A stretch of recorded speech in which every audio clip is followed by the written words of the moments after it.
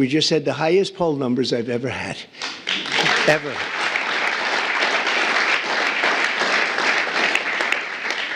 And actually a record for a Republican. Now, I don't know about, have they checked the Democrats too? But we have a record so far for a Republican. Now it's 4 weeks.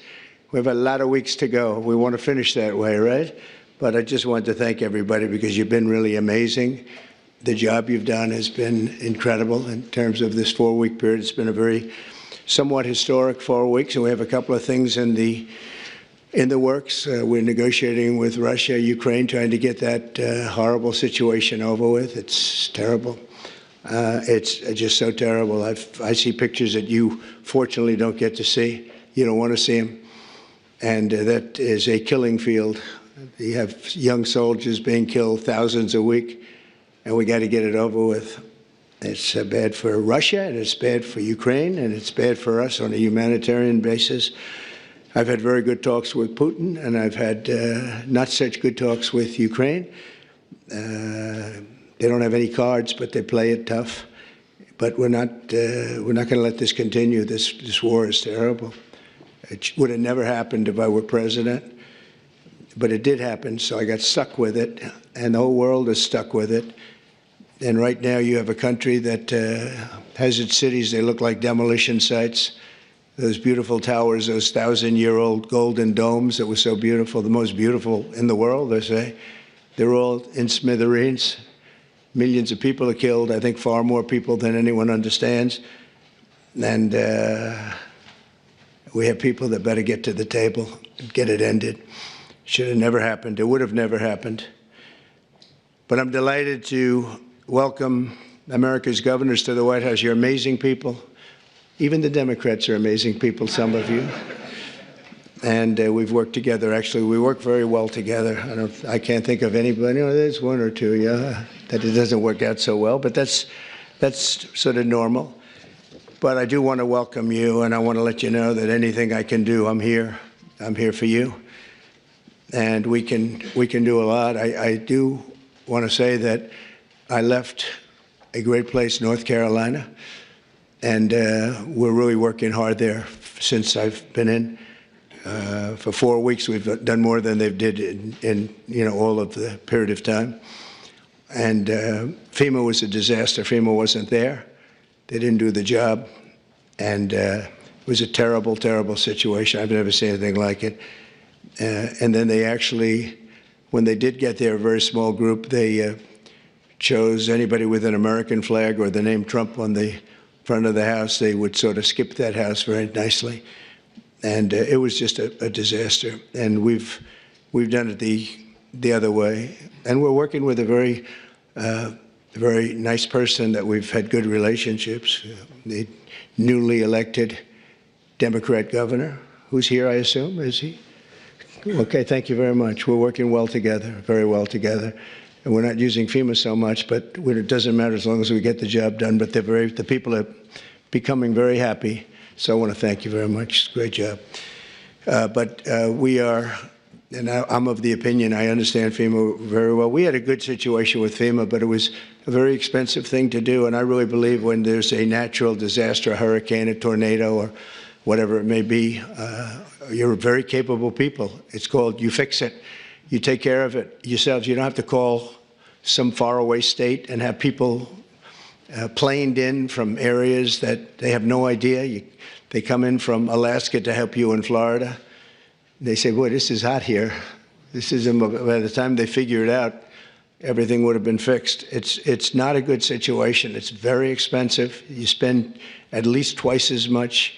They don't negotiate. They go out and hire local contractors, and they have no idea who they are. And I'd rather have my governor from South Carolina, Henry. I'd rather have Ron. I'd rather have from Florida. I'd rather have, I could name just about everybody in this room. I'd rather have you do it. You'll save a lot of money. And we'll send the bills. We'll pay, I think, far less. We have to have you have a little bit of skin in the game. Otherwise, those bills will be much higher than they're supposed to be, especially with a couple of you in this room who I know will get bills that you wouldn't believe, record setters. But so I think 75 25 with the government, the federal government paying 75. And we'll go right through to probably either go through Commerce, maybe go through Marco, because Marco's very good with money. I don't think I'm going to give him to the environmental gentleman, Lee Zeldin, here, because Lee's going to say, what's this all about, huh? They gave me this, too. You have found some big stuff, by the way, some big fraud. You have, as he said, this one's not even explainable. We're talking about billions of dollars, so great job, Lee. Really, it's sad, but it's a great job you've done in a very short period of time. But I think Marco or Scott or Howard, and if wherever Howard may be, we want to congratulate him. He did it was a great session. He got no Democrat votes. I thought he's been a Democrat all his life, and he got no Democrat votes. They all called him to apologize. And, honestly, that shouldn't be. But he got approved yesterday. But today I'm delighted to welcome America's governors to the White House, and I've known many of you for a long, long time. And this week we're forging even stronger bonds of cooperation to better serve the American people. I also want to thank the members of my cabinet who have joined us for this meeting, and they really have gone right off the bat. And I also want to thank Senator Thune, because I'm hearing we set a record on approvals. And I was screaming, I thought it was going so slowly. I think we have a record. So I apologize to anybody I screamed at. But no, it was announced this morning. I think we had a record for the number of positions, so that's great. And they're great people. So I'll begin by introducing Secretary of State Marco Rubio. He scares me because he got 99 votes. So that's either unbelievably good, because he's an incredible diplomat and therefore he's Secretary of State and you couldn't have picked it, or I'm a little nervous about you, Marco. And the only vote he didn't get was our Vice President, who couldn't vote because he had just left. So you got 100%. But it really says something. I think it says working together. It's an amazing tribute, I think. I'll let you know about it. I'll let you know about it in about 2 years, everybody. Marco's been great, and he's been in some big meetings with people at the highest level of states that we would say, states meaning other countries, that we would have said wouldn't have dealt so well, but they're dealing very well. You have a great group of people with Steve Witkoff and Michael Waltz, and we're making amazing progress. I mean, we've made more progress on that situation, which is Ukraine, than they have in 3 years. Again, it's so sad that it began, but we're also working very hard in the Middle East. Another one that wouldn't have happened, we would never have had, that you wouldn't have had October 7th. They had no money. Iran was broke. We had sanctions up on Iran that nobody's ever seen before. They were literally broke, and they were not giving any money to Hezbollah, to Hamas. And how about Hamas yesterday with the babies? How about that? We're going to take that. We're going to continue to take that. I don't think so. But I want to just thank you, Marco, for doing a great job. And Scott, you also. Scott went all the way to Ukraine. I said, don't do it. That's why they have telephones. But it's always better to meet in person. But I just didn't feel that it was good. And it was dangerous. You saw things on that train ride that you didn't like, I understand. It's a pretty dangerous ride, a long ride. How long was that? 10 hours. 10-hour ride? That's after you get there. And a very dangerous journey, but he wanted to do it. He's a patriot. He wanted to do it. It's better to do it than it is with a telephone. Always better. I always say it's much better to meet in person, but that was dangerous. I like him. Therefore, I didn't want him to do it. If I didn't like him, I would have suggested he do it. In fact, I'd say, go back today and let's give it another shot. But I hear that they're going to agree pretty much with what. But that's not the big thing. The big thing is getting it done. And we'll get it done. Also, somebody who's been so popular right from the beginning, very, very little opposition, but she's fantastic. She was the Attorney General of Florida for 8 years, highly respected, and just an amazing person, amazing leader and woman, Pam Bondi. Good, Pam. How's it going? Good? You got enough work? You got a lot of work over there, I'll tell you, man. She's going to be unbelievable. I don't even think about it. Interior Secretary Doug Burgum. And Doug, I don't know if Doug's here, he was last night. Oh, good. You just disappear right into the woodwork, huh? Doug is a man who made a lot of money, actually, but in technology, sold to Microsoft for a lot, and decided he wanted to do a Trump thing, and he did, and he won easily. And he became a great governor of North Dakota, and really good. And he was all of a sudden thrown into the oil business, right? And he took that to a level that nobody ever thought possible. The job you've done there has been amazing. And I watched he ran, and I said, I like that guy. He was one of the few that didn't hit me. He was after my position, but he never said anything bad about me. I said, okay, that's one checklist that we have good.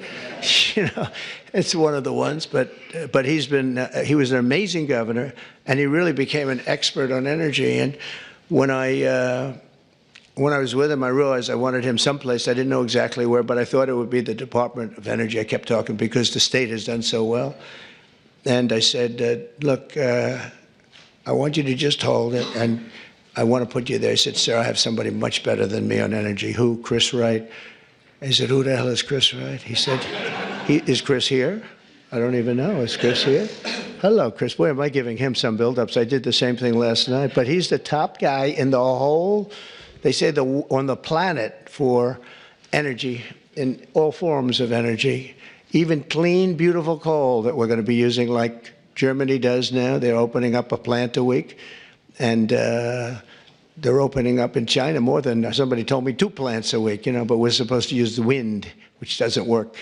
Doesn't work from a practical standpoint. But I just want to welcome you because you had the greatest man. When he said, you're probably the only man, because I know Doug, he's got a big ego. And you're the only man I've actually heard him say something. He said, he's so much better than me on energy, he's better than anybody. And so we made a move. And you gave up a tremendous position to do this, and we want to thank you. But we have to get going because when we bring the energy costs down, we have more energy than anybody in the world. We just didn't use it. Can you imagine? Biden set us up in Venezuela instead of taking ours, so that we go to Venezuela where they'd have very heavy stuff, and we have the best stuff in the world. We have more liquid gold, and it's really great liquid gold too. We have more under our feet than anybody else. But we went to Venezuela to buy oil instead of taking it from our own land and, you know, drilling a little hole in the ground. About, how big is that hole? About a foot? About a foot, yeah.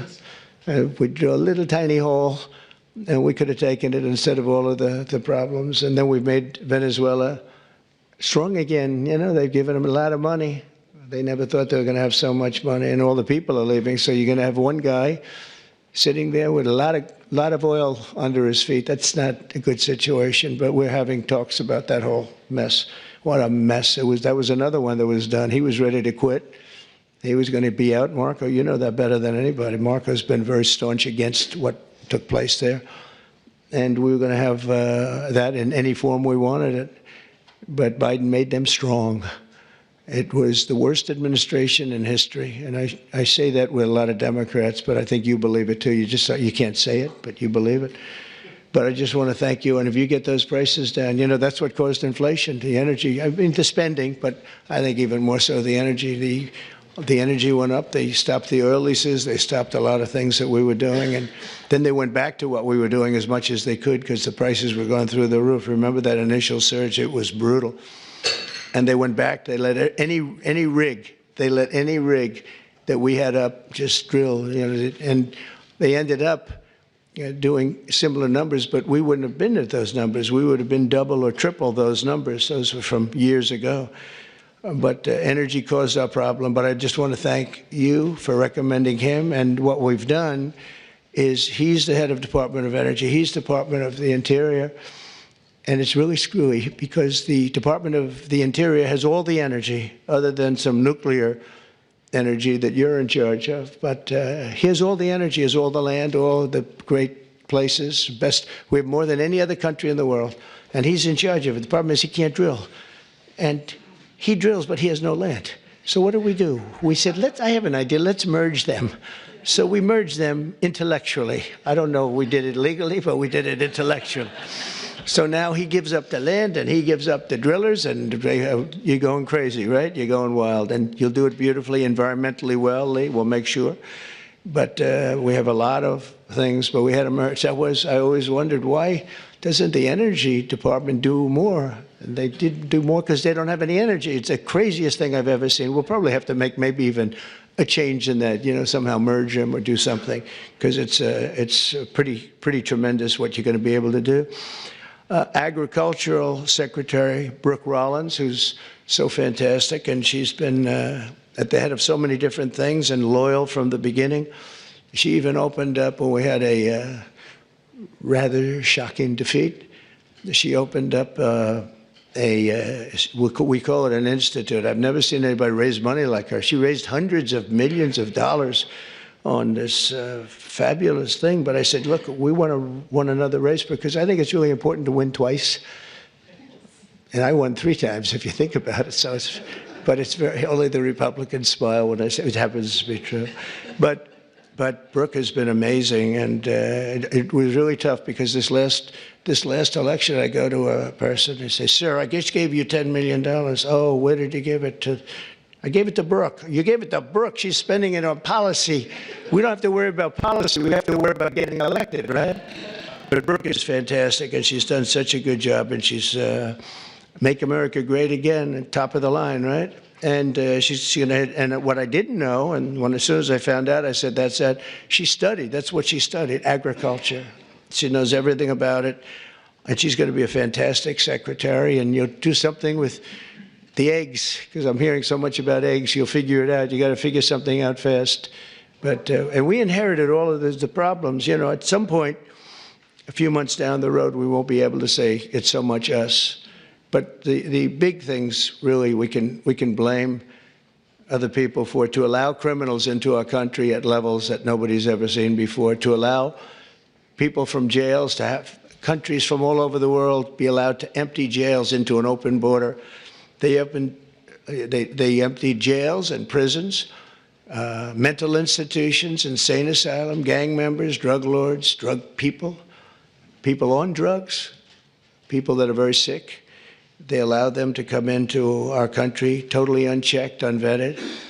And right now we have a great gentleman, Tom Homan, who's doing an unbelievable job, and Kristi Noem.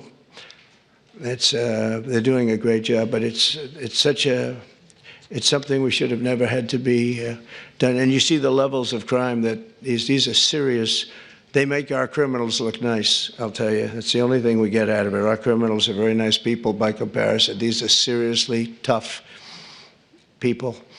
The various gangs, whether it's MS-13 or the Venezuelan gangs, they're as tough as nobody's ever seen toughness like this. Secretary of Health and Human Services, nobody knows this particular gentleman. He sailed right through. I thought he'd get a lot of, I said, well, he's going to get a lot of Democrat votes, Ron. I said, he's going to be an easy one, right? I told Ron DeSantis, I said, this one's going to be so easy. He's going to get all those Democrat votes. I don't know. You thank goodness for the Republicans, right? Robert F. Kennedy Jr. And where is Bobby? Where is Bobby? So congratulations. Was that as easy as you thought? Just quit. Well, in the end, they all voted for him. He did pretty well. You got through. But, we have one stat that I quote, the autism stat. And you hear different numbers, but it's thousands. They say between 10 and 20,000. So if you go back 15 years ago, we had like nobody. It was 1 in 20,000. Now we have 1 in 34. Is that right? 34. So 34 or 36 kids have autism. And if you go back, I guess 18 years, that whenever that was done, it was 1 in 20,000. So we got from 20,000 to 34, 36. That's unbelievable. So there's something wrong. There's something wrong. We've done something wrong. There's something, you're going to figure it out. Maybe it's a spray that we spray all over the place that nobody else does. Other countries don't. The Pennsylvania Dutch, they don't do anything, and they're amazingly healthy. And he understands. He's working with Dr. Oz, who's a really smart guy. I know him very well. And those two guys are going to figure out, they're also going to figure out why in the United States we pay $1,300 for a drug, one that we were talking about, and in London they pay, literally they pay $200, even less. $88 I heard in one case yesterday. They pay $88, we pay $1,300 for the exact same drug from the exact same factory, from the same plant where it's made. We've got to figure that out. So I hope you focus really a lot on the cost too, because Americans are being screwed, and it's no good. They're not going to put up with it. Secretary of Housing and Urban Development, another one I know very well. He's going to be fantastic, Scott Turner. So, Scott, congratulations. Man, oh, man, you are something. He got up and we had a great meeting yesterday, right? He got up and spoke. He's a good speaker, that one. And everybody loves you. Everybody knows you. Great guy. You're going to do fantastically. Well, you got a good recommendation from Ben Carson. Once Ben Carson recommended you, I said, all right, that's okay. We love Ben Carson. Nobody like Ben. Secretary of Energy, I introduced, Chris Wright, and Secretary of Veterans Affairs, Doug Collins. I know Doug so well. Oh, where's Doug? Where's Doug? That voice during the Mueller hearings, that beautiful voice. Do you know, remember the catastrophe that every Democrat remembers this, when Mueller went to testify?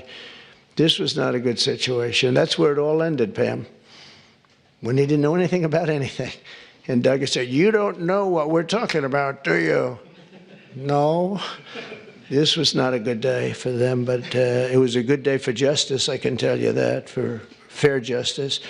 EPA Administrator Lee Zeldin, he ran for governor of New York. In theory, you have no chance, but actually, he almost won. It was a fantastic run, amazing run. And he's very smart. He was a congressman. He was fantastic on the hoax, the various hoaxes I had. I had a lot of hoaxes, so many I don't want to name them all. We don't have enough time. But he was always very strong, great lawyer, tremendous lawyer, and also a big believer in the environment and keeping it good and clean and healthy.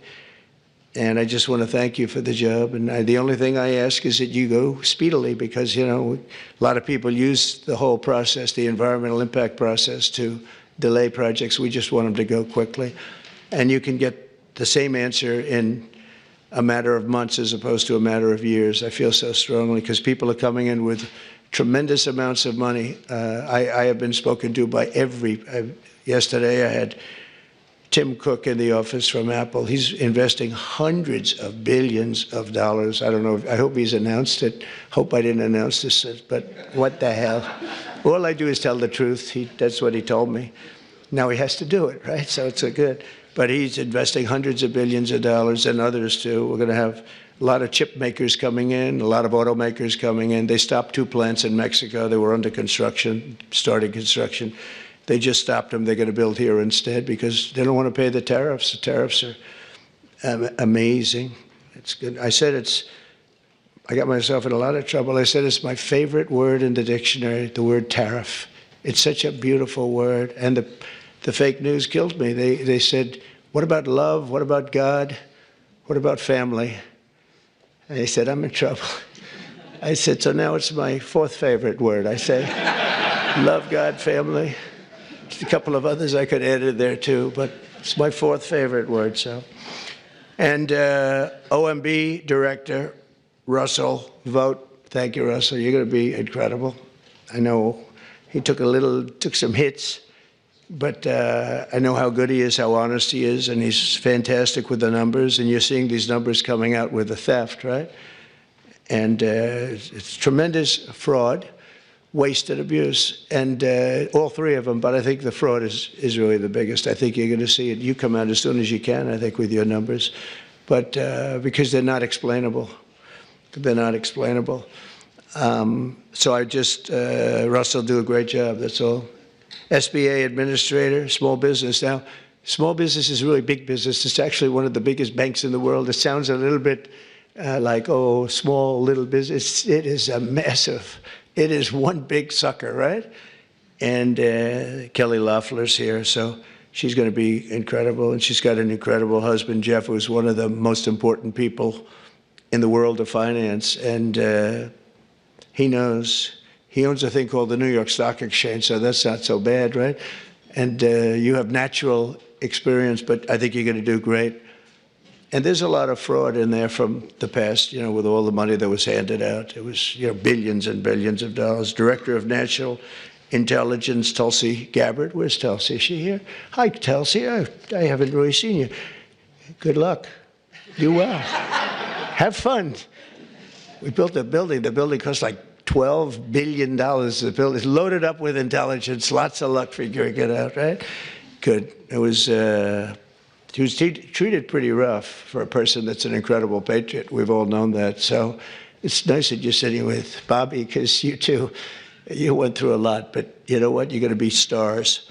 And over the past month, our new administration has taken unrelenting action to fix every single disaster that we inherited, and we inherited a lot of them, the border being, I think it's the most difficult one of all. The rest we can get fixed, including foreign countries that are doing things that they shouldn't be doing. And one of the reasons that we won the election by so much, because we won it in everywhere. We won the popular vote. We won the 7 swing states, all 7 by a lot.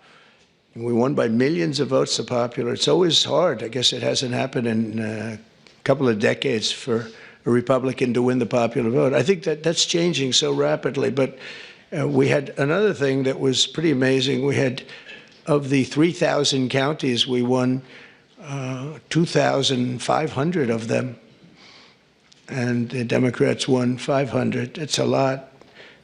They've never seen anything like it. It would actually, you would have thought that the numbers would even be much higher. When you win 2,500 counties to 500 counties, that's, when you look at the map, you've all seen the map, the one that got certified and came out just recently. It's like almost totally red. And it's my honor. We're going to just work it out. But we've really become the party of common sense, and I think it's important. I think it's important for the Democrats' common sense too. We're going to deal with you, and we're going to deal on a common sense basis. And I know a lot of you agree with a lot of the things. I don't know, sometimes you're not allowed to say it, unfortunately, but I think we'll be all better off if everybody says it. That includes Republicans saying the right things. So on day one, I declared a national emergency on our southern border to stop the invasion of our country, because we were being invaded. Millions and millions of people. I figure 21 million people, and of that, 2 or 3 million were criminals. And many of them were people that countries didn't want. They would put them in these massive, large caravans. I came up with that name a long time ago. That's what it is. It's a caravan. And these are people, in many cases, they might not be criminals, but they're people that the country didn't want. They didn't work. They needed help all the time, or they needed assistance, or whatever. Our country's got a lot of people in it right now. And we're going to make sure that everybody's treated fairly, but we got to change it. It's the most difficult problem, I think.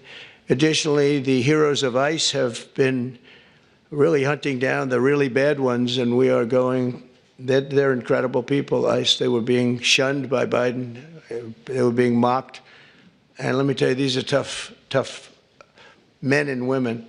But they're tough. They'll see like a MS-13 band of thugs out on Long Island, and they'll bring up the paddy wagons. They get in, and they'll say, no, 2 of them killed 2 young girls in Long Island.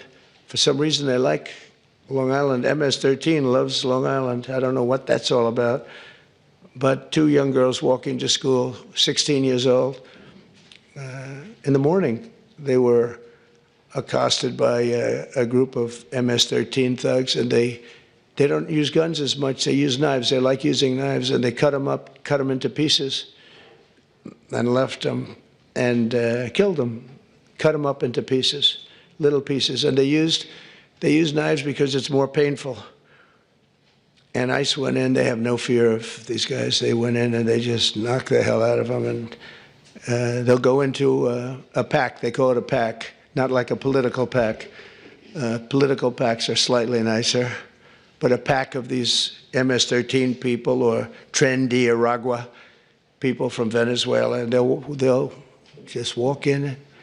It's all you'll see is fists going for 5 minutes, and then you'll see these guys walk out, and they got them between their legs, and they're bringing them, getting them the hell out of the country.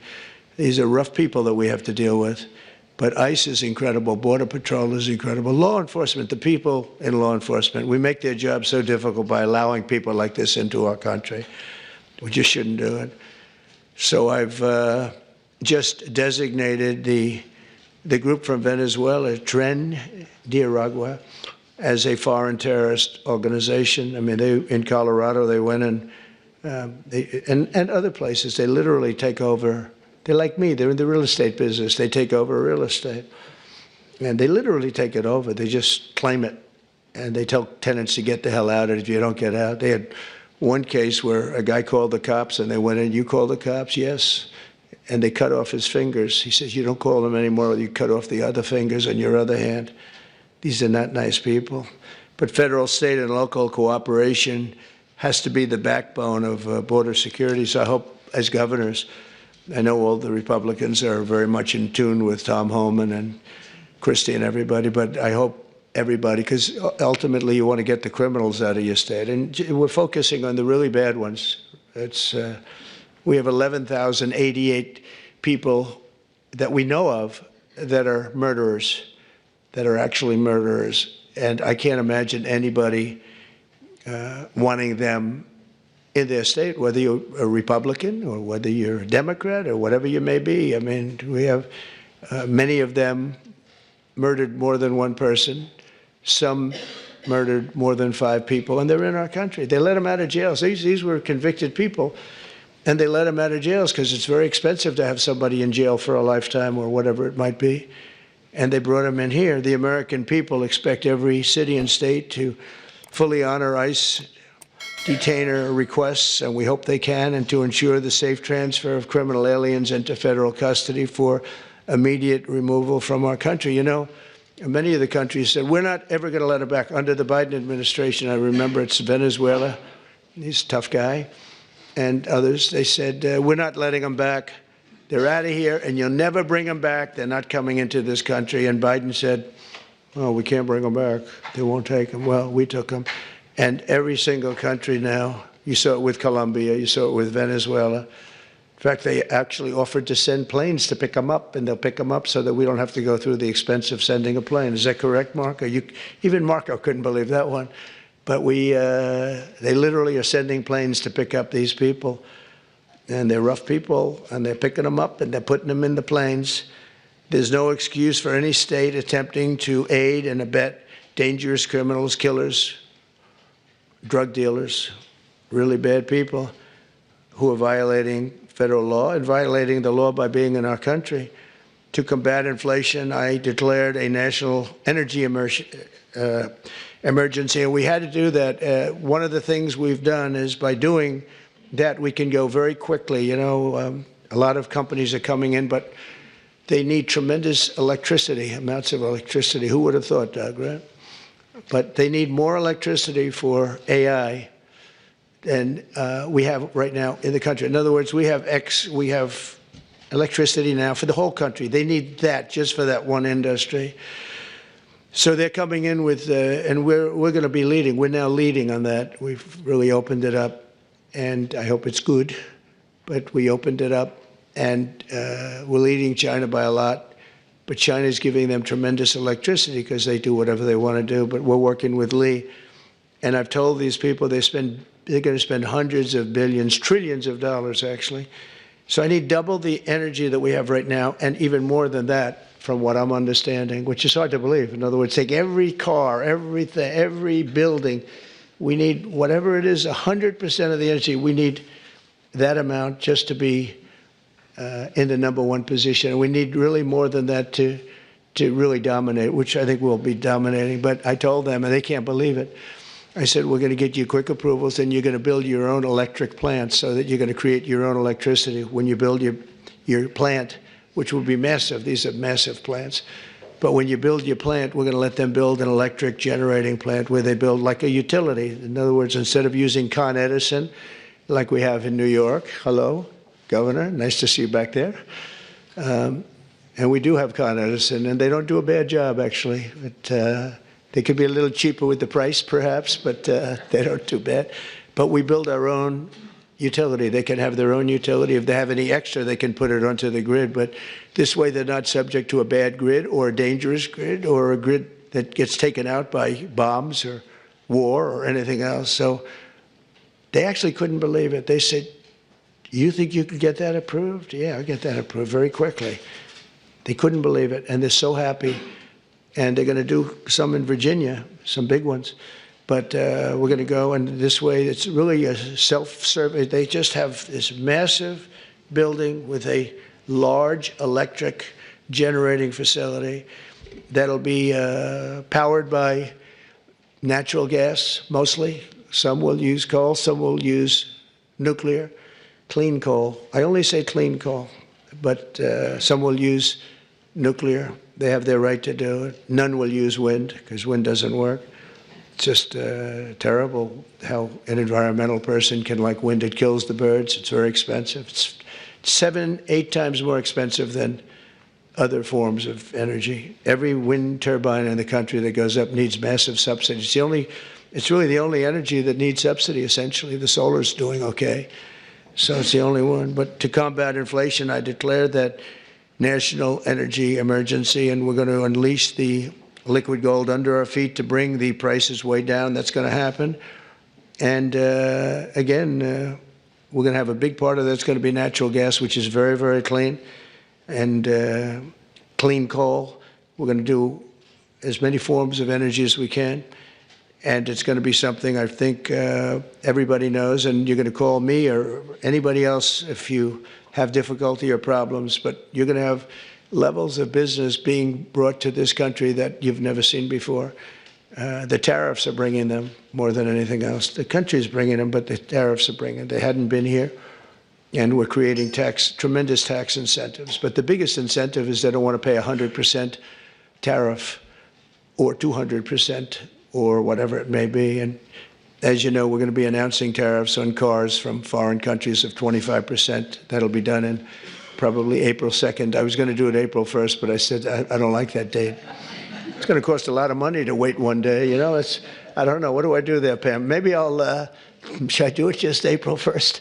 It costs a lot of money, that extra day, Marco. You figure what that costs. Let's do it April 2nd, right? I just don't want to take the abuse. We created the new Department of Government Efficiency, which you may have heard about, DOGE, which is now waging war on government waste, fraud, and abuse. And we've begun the largest deregulation of industries and other things. It's proper deregulation that has ever done. I lead the way on my first 4 years. We did more deregulation than any other president in history. And I brought a little list along that I thought I'd just read. Some of the places, when you mentioned DOGE, some of the places that this money has gone.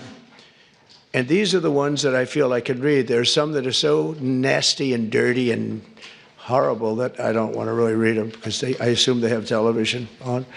I have a guarantee they do. I let the press in today because we have nothing to hide, right? It's much better. They said, "Do you want to let the press in?" I said, "Why not? You think Biden would do that?" I don't think so. $520 million was given for a consultant to do ESG, that's environmental, social, and governance investments in Africa. $520 million, $25 million to promote biodiversity, conservation, and social responsibility behavior in the country of Colombia. $25 million, $40 million to improve the social and economic inclusion of sedentary migrants. They have no place in particular they were thinking of. There is no location. The money was sent out, but they have no idea where it's going. $42 million for social and behavior changes in Uganda, and $10 million for Mozambique medical male circumcision.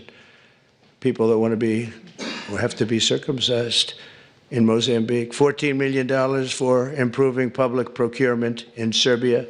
$486 million to a consortium for elections and political process strengthening, of which $22 million was for inclusive participatory political process in Moldova, and $21 million going to my friend, Prime Minister Modi in India, for voter turnout. We're giving $21 million for voter turnout in India. What about us? I want voter turnout too, Governor. $29 million to strengthen the political landscape in Bangladesh. Went to a firm that nobody ever heard of. Got $29 million. They got a check. Can you imagine you have a little firm, you get 10,000 here, 10,000 there. And then we get $29 million from the United States government. There are 2 people working in that firm. 2 people. I think they're very happy. They're very rich. They'll be on the cover of a very good business magazine pretty soon for being great scammers. $20 million for fiscal federalism and $19 million for biodiversity in Nepal, and $47 million also for improving learning outcomes in Asia. Asia got a lot of money. $50 million plus another $50 million for condoms for Hamas. They gave $50 million, and it worked out so well, they gave another $50 million a little bit later. Condoms, $100 million for Hamas. And we're also uncovering outrageous incompetence and fraud in the Social Security, and I read this last night, so Governor, you're going to be bored hearing this, but you know, you never get bored because it's not possible to even believe it. So if you live 100 years, it's a long time, but let's assume that they had millions and millions of people living, because they have like 10 million people in the Social Security living. But let's go over 100. So now you're more than 100 years old. We have 4.7 million Social Security numbers, people from the age of 100 to 109. So if you're 100 to 109, we have 4.7 million people on our Social Security rolls, right? That's a lot of people. I knew one guy was 100. The great Lenny Litwin, he was a builder in Manhattan. He lived to 103. You knew him. He was one of the greatest builders. He was so happy. The reason he lived, he loved building. He'd build a building a year, right? Never had a problem. You knew Lenny Litwin, I would think, Governor, right? He was a great guy and got along with everybody. He got along with Democrats, Republicans. Everybody loved Lenny. When he died, it was a bad day for New York, I'll tell you. He was a great guy. But he lived to 103, 104 because he just loved his business. He was designing a new building at 103, and that was the end of it. He didn't quite get the design finished. But you had 3.6 million people aged 110, substantially older than good old Lenny. From 110 to 119, you have 3.6. These are the people on the rolls. Now we're looking to see whether or not they've been paid, because if they've been paid, then you're just using those numbers to take out the money, all the money that's paid to those people. 3.47 million people from the age of 120 to 129. 3.9 million people aged 130 to 139. 3.5 million people aged 140 years old to 149 years old. I think this is the case for Pam. I think I might give you this, Pam, just you can have it. In fact, I will. 1.3 million from age 150. There's 1.3 million people, they're saying, are alive and receiving Social Security. Now, that's the only thing we're checking. Are they receiving it? Because if they're receiving it, that makes it much worse. If they're not receiving it, that just makes it incompetent. They shouldn't be on the rolls.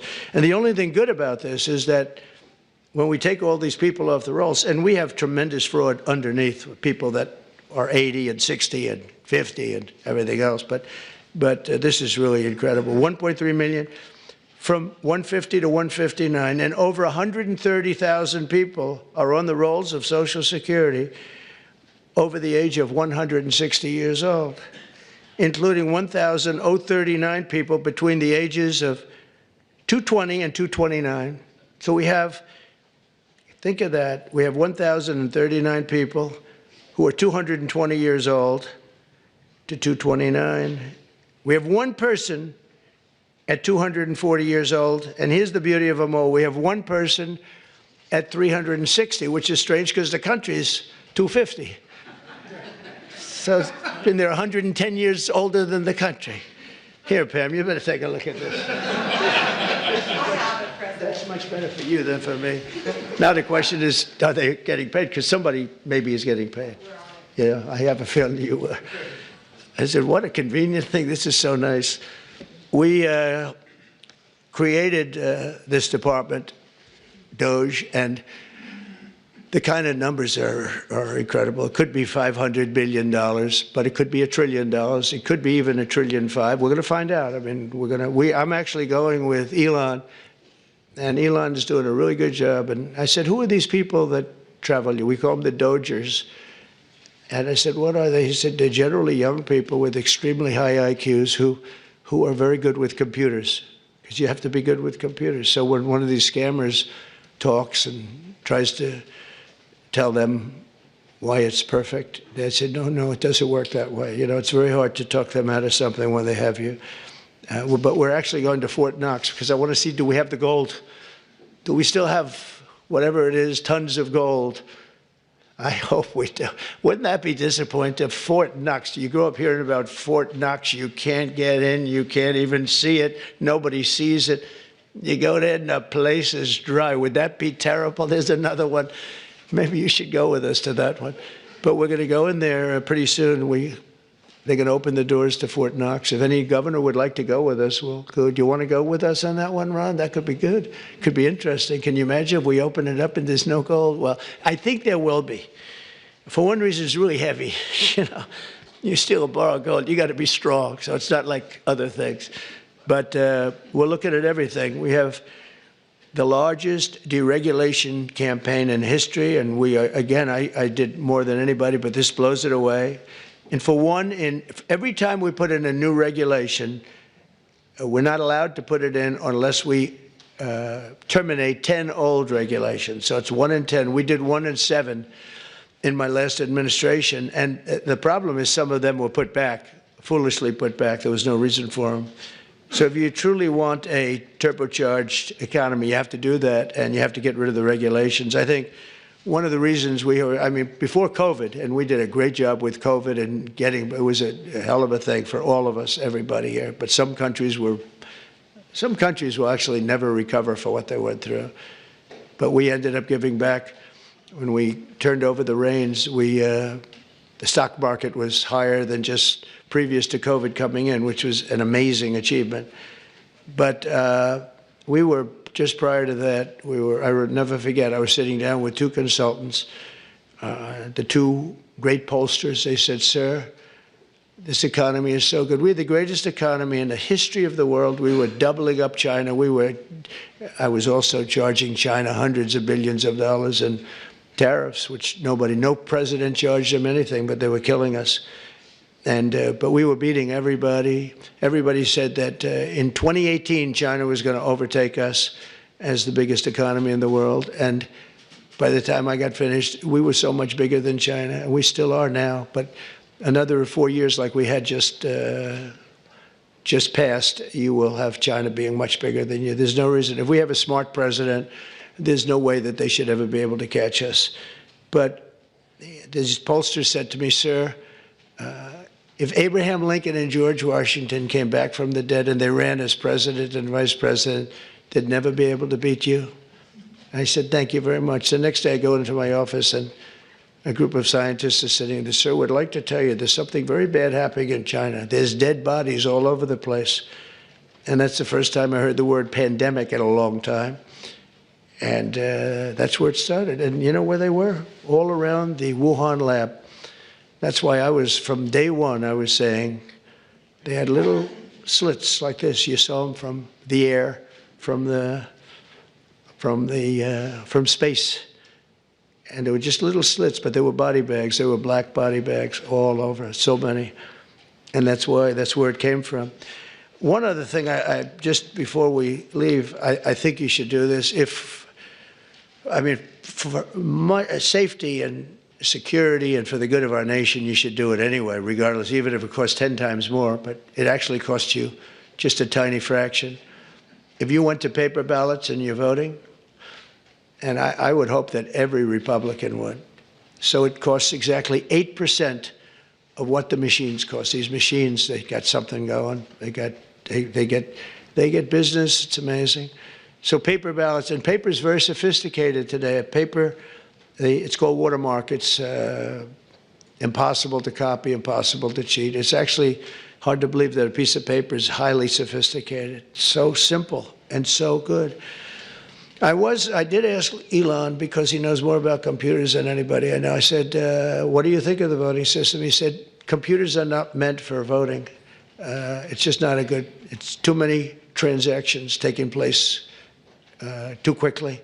It's just not, he said, honestly, and I've gone to the best people, the smartest computer minds from MIT, from others. My uncle was a professor for 41 years at MIT, and a brilliant guy, and I got to know a lot of the people up there.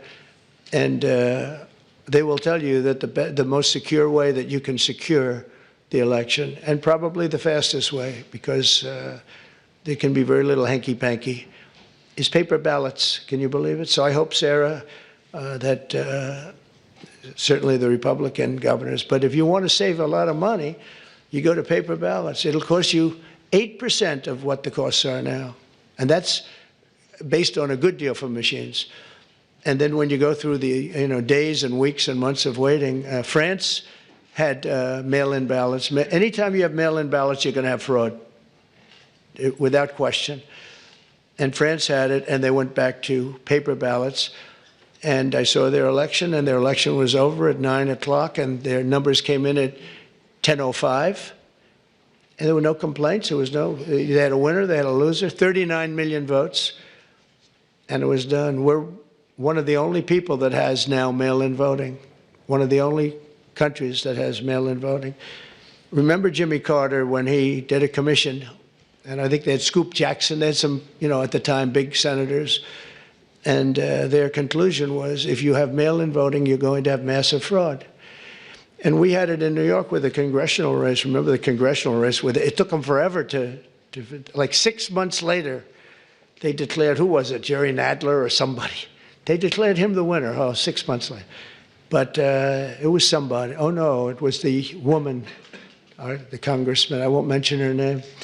But she won. But she didn't win, and it was really very sad to see that whole thing. Democrat, that was a Democrat and a Democrat. That was a primary, but they had the mail-in voting. It's just a disaster. So it's very, very expensive. If you want to save money, if you really believe that the computers work, which they don't, but if you want to save a lot of money, all you have to do is go to paper ballots, and you'll be cutting it down by millions and millions of dollars. So America will take off like a rocket ship. You're going to see things. It's so great for the governors. And Democrat governors are going to have, you're going to get the benefit of this. You're going to be opening up plants, and you're going to be, I hope we have enough people. We're going to and we want people to come into our country, by the way, I do, but they have to come in legally. So we need people in the country, but they have to come in legally. 2 weeks ago, I signed an executive order banning men from playing in women's sports. Many Democrats are fighting me on that. I hope you continue, because you'll never win another race. And it's just crazy. If you look at what happened with the boxing, if you look at what happened with the weightlifting numbers, where a record that hadn't been broken for 19 years got shattered. But, they put up an eighth of an ounce here, an eighth of an ounce there, and it's 218 pounds or whatever, a lot. And hadn't been broken in 19 years. And then a guy walks up who transitioned. He transitioned, and he knocked out that record by about 100 pounds.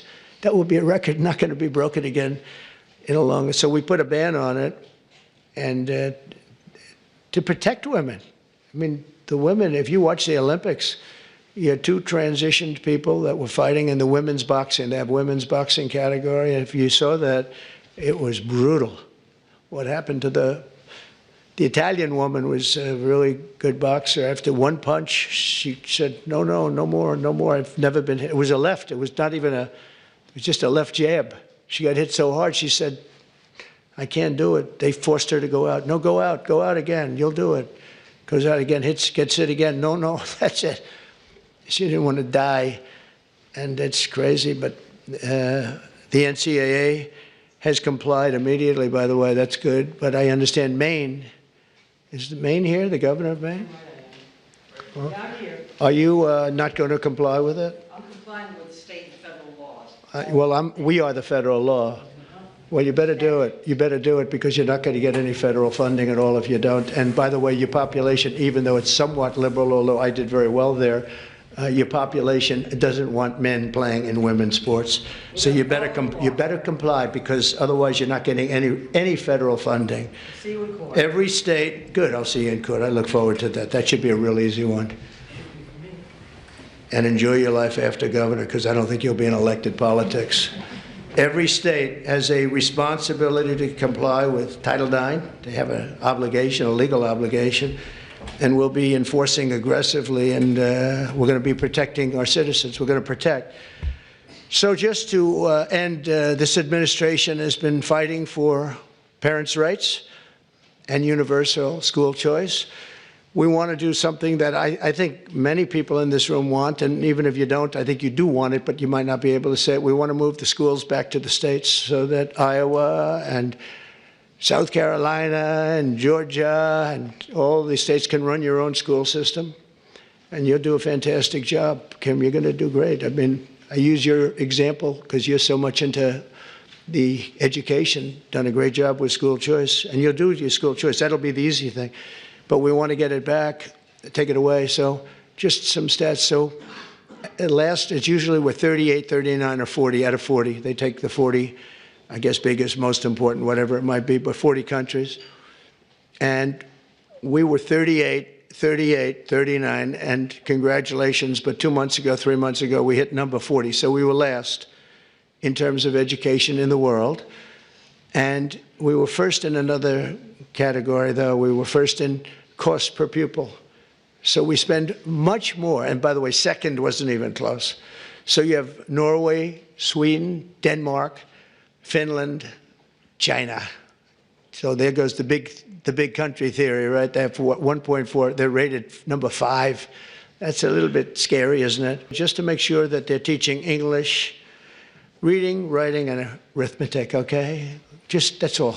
The rest of it is up to the governors. We have great governors, really smart people. Brian, I think you'd love to have it in Georgia because you could do a great job. And you're being told, Ron would love, Ron's sitting there saying, oh, give me the education. You're being told by people in Washington that don't know much about your state and maybe don't like your state, maybe don't like you, maybe don't like your pupils, about what they should be doing. And I'll tell you what, we will compete. Many of our states, I figure 35 of them, we're going to have 35 great ones. We're going to have 5 that are okay. Then we'll have another 5 that are blah. And then we're going to have 4 or 5 not so good. But in a place like New York, we could take it as an example. Westchester County, you go Westchester, Suffolk, you go out on Long Island, you do upstate New York. You know, you break it up into quadrants, Manhattan. But I think you could do a great job. I think that the states will do a fantastic job. And we send the money directly to the states. And we're not looking even for the cuts, but you'll spend a lot less money. You're going to spend a lot less money. You know, as somebody that spent a lot of time in Washington over the last number of years, it seems like every building is a Department of Education. But I'm saying, what do these people do? What do they do? But if we could send education back, and Linda, as you know, is going through the process right now, and I think she's doing really well. She's great, Linda McMahon. And I said, Linda, you're trying. I really want you to do a great job, but you're really only doing a great job if you have no job by the time we finish. You have to create no job for yourself because we want this to go back to the states, and she agrees. And if we can do that, I think it's going to be one of the most important things we can do. So the governors, the people in this room, Democrat, Republican, will run their own school system, and we'll back them 100%, and we'll pay like we do now. But I think we'll end up having to pay probably half. But that's not the reason I'm doing it. I'm doing it because we give really bad education. And as far as the teachers union, I love teachers. And I imagine unions might form in some of these places, and if they do, that's fine, you'll deal with it. So this isn't against unions, it's because I won unions. I won the Teamsters. When you win the Teamsters, that's serious. But I put in a person as Secretary of Labor who I really did it because the unions treated me so well. The auto workers, I mean, so many of the unions, the firefighters, the police unions, I got like 98% of the vote. We're looking for the other 2%. Nobody can find them. So, you know, I grew up in New York, which was union territory. But we want to be able to have great education. If we don't have education in this country is going to go down. When you hear China is rated number 4 and 5 every year, and, you know, they're a serious competitor. So I want to thank you all. And I do want to say again, call me at any time. I will take your call. If you're a Democrat, I will put you ahead of the Republican. If I have a Democrat or Republican call, Simon, I will put the Democrat first. Okay, I promise. And probably, sort of promise, right? No, I will. We'll take good care of the people in this room. And it's an honor to be with you. You're very, very smart people. To do what you do, to get elected, it's a tough business. But if you could take back education, and if we could do some of the things that we just laid out very easily in this plan, and you have a federal government that's behind you all the way. We'll be sending help. As an example, if we do get rid of FEMA, which we should, it's very expensive, doesn't work, but we'll be sending federal help in. If you have a big hurricane or a tornado or all of the things that I've been watching, and you'll be taken care of much, much better than you're taken care of now. You have to wait around for these people to come, and they come so late. But the worst example was what you had to go through in North Carolina. What happened there was a terrible thing. So congratulations on your victories, and you're going to have many more victories. And I'm here for you. If you want to ask a couple of questions, you could, if you'd like to. Yes, please. Thank you, Mr. President. So I think we share excitement about disaster response and how we can make it better. We've all had disasters. We usually love to see the president after disaster. That's, you know, never fun. Right. We have fires, other people have floods, hurricanes. We want to be a part of helping to make a federal emergency response work, changing FEMA so they're not putting square pegs in round holes. So involve our group, because we're the ones on the other end of it and saying, oh my God, why are they coming with this when we need that? Right. So we're ready to help. Good. Thank you very much. It's very nice. I agree. Yes, please. President, thank you for welcoming us. As we go through the process of putting in your priorities as president, would you give us an opportunity to speak with you about, say, return on investment? Sure. Before we go, for example, into, forgive me, we've heard and we'll wait the decisions you make and the Secretary will make, but for instance on Medicaid or Medicare, sure. If cuts are proposed, perhaps give us an opportunity as governors to prove to you that we can make these programs worthwhile. That might help us on our I love that. I think it's great, Bobby. I think it's great. One of the things we're really focused on is bringing down the costs. And we haven't been treated very fairly, especially over the last 4 years. And as you know, we had transparency, which is one of the biggest things that could have happened. And Biden, for whatever reason, terminated that. That would have brought down the costs tremendously. But we'd love to have your ideas on any of them, Medicare, Medicaid, any of it. And we will, if those ideas are good. You probably have better ideas than anybody as governor. So we would love that. Thank you. On that issue of healthcare, we've talked about it before.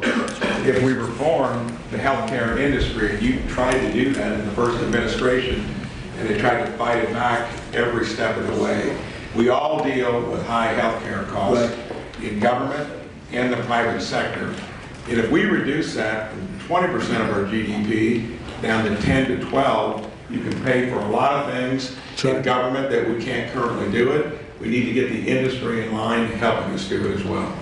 Well, you're a good example of it, and in your state, they've done a good job, but you're going to get those numbers down even lower. I know that that's something very strong for you. And as you have ideas, I'd love you to pass them along to the other governors here. But there are some states that have done a really, really good job with that, and we are totally open to suggestions, right? Thank you. Yes, Henry? Mr. President, thank you for having us here. It's the de minimis rule in tariffs. We've got the amount that is self-declared now is $800. If you say your package coming from wherever is under $800, it's not inspected, there's no tariff on it. Problem is there are a lot of things coming in that are over that. That's right, and we're not doing that anymore. And also there's fentanyl coming in I think to all of these states, that's a real problem, and I think that everyone is sharing that. Thank you, Henry. So I had a deal with President Xi just prior to leaving office, but before the election, that President Xi was going to give the maximum penalty to anybody sending fentanyl into the United States. His maximum penalty is death. If you notice that every country that has the death penalty has no drug problem, they execute drug dealers. And when you think about it, it's very humane, because every drug dealer, on average, they say, kills at least 500 people, not to mention the damage they do to so many others, but they kill large numbers of people. China, Singapore, actually there are quite a few, many in Asia, where they have the death penalty. There's no drug problem whatsoever. They come to our country because we have a much softer policy. We give them a slap on the wrist and say, kill a lot of people. So we're going to, I don't know if our country is ready for it. I am ready for it, the death penalty if you deal drugs. You know, you have to set out guidelines like fairly large numbers, et cetera. But you'll have it go down very greatly. One of the things we're going to do is we're going to do an advertising campaign. They're working on it right now, and that's saying how bad drugs are for you. I was speaking actually to the president of Mexico, saying, you know, you can't send the people through your country. And I said, you know, you're not a big drug-taking nation. You send us plenty of drugs, but the people aren't drug-taking. And she said, yes, we're not a consumer nation. That was a very interesting term. And I said, so why aren't you? What are the reasons? Why is it? It's true, Mexico, they don't have a lot of drug problems in terms of taking the drug. He said, well, two things, and a lot of you could do with the second thing. He said, we have very strong family values. I said, but so do we. I mean, I see people, they die of a drug overdose. The daughter, the son, the mother and father will never be the same, never be the same. Their life is ruined. Their life is over. I've seen it so much. So we have strong family values, also family members and relationships, just as strong as Mexico. What's the other? Well, we spend a lot of money on advertising saying how bad drugs are for you. And I said, oh, I never learned anything on phone calls. This time I learned something. I said, you know, I never thought of that. Because we set up like committees, and you can't have the death penalty, I guess, but I don't know, someday somebody's going to get sick of it and do it, and you won't have any drug problem in this country. But, and you can do it on an individual state basis for the governors in the room that want to do it, but you will not have a drug problem in your state if you did it.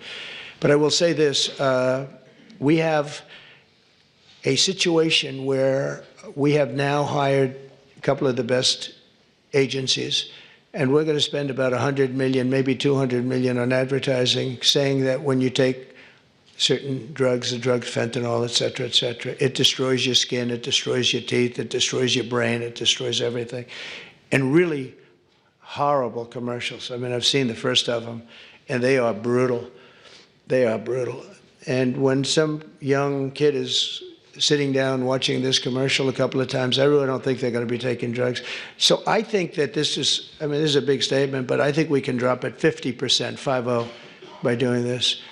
And I give her credit. She was talking to me about it, told me about it. But I knew immediately as soon as she said it, it was not, she didn't have to say anymore. She went on to tell me different things, but it was just the concept of it. And I think states can do that too. If you do commercials talking about how horrible it is, drugs. I mean, what it does, I mean, you look at their skin, it gets eroded, their teeth are, you can tell. I mean, you can see a person that takes a lot of drugs, especially fentanyl and some of the others, the bad ones, the real bad ones, some of them, the heroin. It's unbelievable what it does to people. And we're going to put very, very strong ads. And now that I'm thinking about it, I think you should put on strong ads too, really strong ads. I think it's an unbelievable thing. We'll all do it. We're going to do it on a national basis, but you can do it individually on an individual basis. And you can also look, I think, you'll have to get rulings in this, but your states have the right to go death penalty also for drug dealers. And, but only do that if you want to get rid of drugs, because if you don't do that, it's a little tough. But I think the advertising will have a huge, I think we can get it down by 50%. We did great. We got it down 18%. I said, that's not a lot, though. Everybody was giving us credit. Oh, 18. And 18% to me, we set up committees with the First Lady of the United States on a blue ribbon committee. But they didn't know too much about El Chapo and the various people that we're talking about. It's a smart group of people. But I'll tell you what, the advertising could be unbelievable. And I hope the states do it. You're not talking about a lot of money. You're talking about peanuts, actually. I mean, with $50 million, you could just cover the state. And if you did that, and I'm going to do it, I think we can get drugs way down. I think we can get it down by 50% when you see it. I've seen some of the ads. It's, man, if a person looks at the ads that I saw, they're not going to be taking drugs. So good question. Thank you, Henry, very much. How about we'll do one more? Yes, please. Thank you so much for having us. Thank you. As we've talked as governors, we implement a lot of the social welfare programs, whether it's Medicaid or job training or rental assistance. Each one has different requirements that create cliffs and benefits that make it hard for people to recover. Things as simple as work requirements for able-bodied adults.